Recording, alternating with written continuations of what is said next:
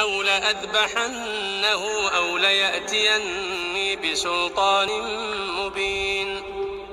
فمكث غير بعيد فقال أحطت بما لم تحط به وجئتك من سبأ بنبأ يقين. إني وجدت امرأة تملكهم وأوتيت من كل شيء ولها عرش عظيم.